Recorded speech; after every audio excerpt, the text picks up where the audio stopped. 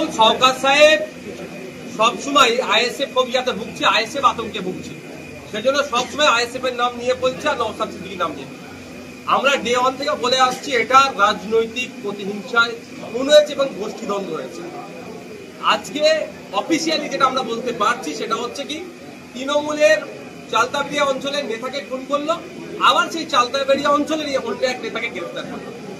যাকে গ্রেফতার করেছে সে শওকত মোল্লা ঘনিষ্ঠ, আর যে খুন হয়েছে সেও শওকত মোল্লা ঘনিষ্ঠ। এর রহস্য অনেক গভীরে আছে। আমি এটাও বলছি, এই 10 তারিখে যে রাজ্জাক খাঁ আমাদের ভাঙড়ের একজন মানুষ, তৃণমূলের সে নেতা হতে পারে, তার রাজনৈতিক পরিচয় আলাদা হতে পারে, কিন্তু আমি মনে করি আমাদের ভাঙড়ের তিনি একজন নাগরিক, আমি তার জনপ্রতিনিধি। সে জায়গায় দাঁড়িয়ে বলছি যে লাশের অদূরেই দাঁড়িয়ে শওকত সাহেব যে কথাগুলো বলছিল না, শওকত সাহেব রাইট সাইড লেফট সাইড আগে পিছনে অনেক মানুষই এই খুনের সাথে জড়িয়ে আছে। আমি দায়িত্ব নিয়ে বলতে পারি, যদি সঠিক তদন্ত হয় উঠে আসবে।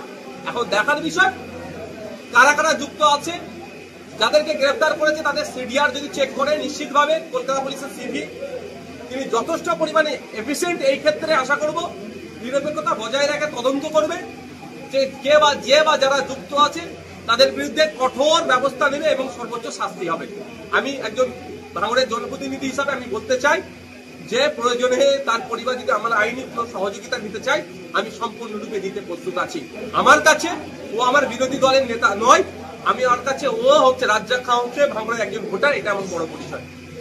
যেদিনকে দেখা যায় মৃত্যু হয় সেদিনকে শওকত মোল্লার পিছনে দাঁড়িয়েও ছিলেন মোফাজ্জল মোল্লা। সেটাই তো বলছি, শুধু মোফাজ্জল মোল্লা নয়, আরো যে কেউ আছে।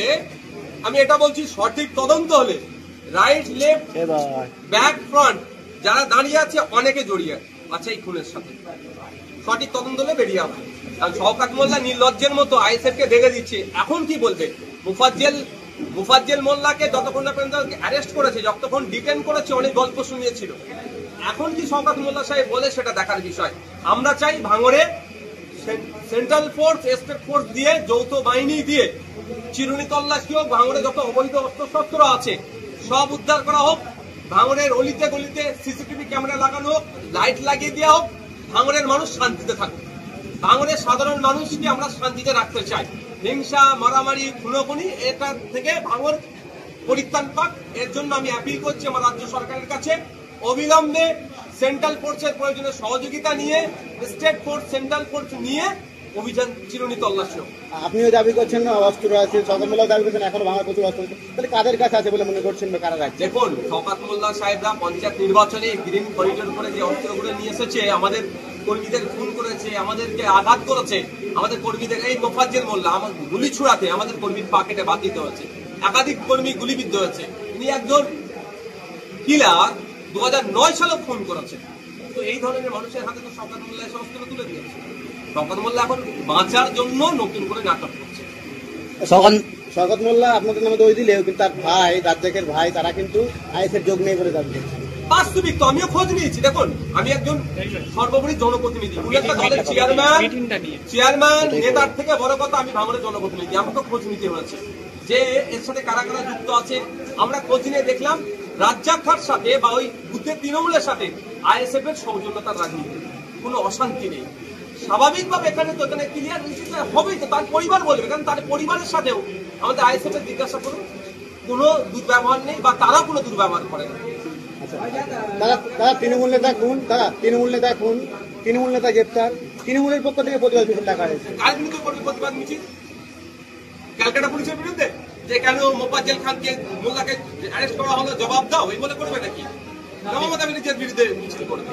এটাকে ধামাচাপা দেওয়ার জন্য শওকত মোল্লা সাহেব উঠে পড়ে লেগেছে। তবে আমি একটা কথা বলছি, শওকত মোল্লা সাহেবকে একদিন জিজ্ঞাসাবাদ করা যায়, এই খুনের অনেক রহস্য উন্মোচন হতে পারে।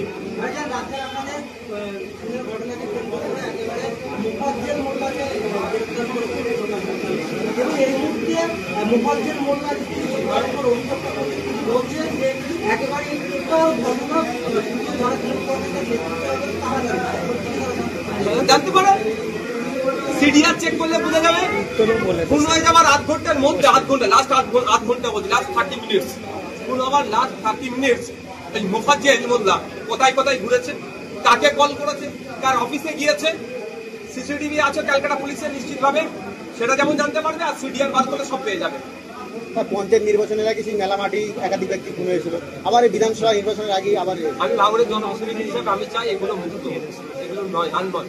ভাঙড়ের মানুষ ক্ষতিগ্রস্ত হচ্ছে, যাকে খুন করেছে তার ছোট ছোট বাচ্চা আছে, তার ভবিষ্যৎ কোথায়? আমি এই হিংসা, এই খুনের পক্ষ নয়, কোনোদিন ছিলাম না, থাকবো না। আমি চাই এগুলো বন্ধ। আমি খুব ব্যথিত মোহন মাহাতো, দুর্ভাগ্য আমার হাতে ল অ্যান্ড অর্ডার নয়, ওই জন্য এগুলোকে আটকাতে পারছি না। ল অ্যান্ড অর্ডার থাকলে ভাঙড় সারা রাজ্যের এই নোংরামিগুলো বন্ধ করে দিতাম। আপনি কি মনে করছেন এই খুনের রহস্য ফাঁস হবে নাকি দলের ইজ্জত রক্ষার স্বার্থে ধামাচাপা? শুনে একটা কথা বলে, রুট পাওয়া গিয়েছে এই খুনের, মুফাজ্জেল মোল্লা। যদি ধামাচাওয়ার চেষ্টা করা হয়, সিবিআই আছে, রুট যখন পাওয়া গেছে বাকিটা বেরিয়ে যাবে।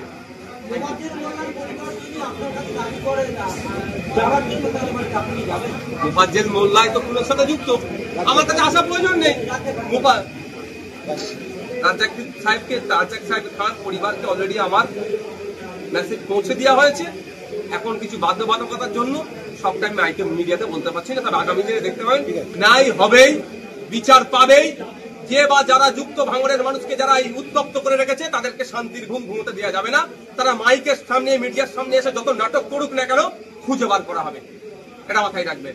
তদন্ত যদি ঠিকঠাক না হয় সিবিআই হাতে হবে, সেই সিবিআই দেখবেন আবার মুফাজ্জেলকে তুলে নিয়ে যাবে, আর ওই বাইকের যারা দুজন ছিল বসে তাদেরকেও তুলে নিয়ে যাবে, অনেক জিজ্ঞাসাবাদ হবে। সিডিআর দেখে এই কেসের সমাপ্তি হবে। ঠিক আছে।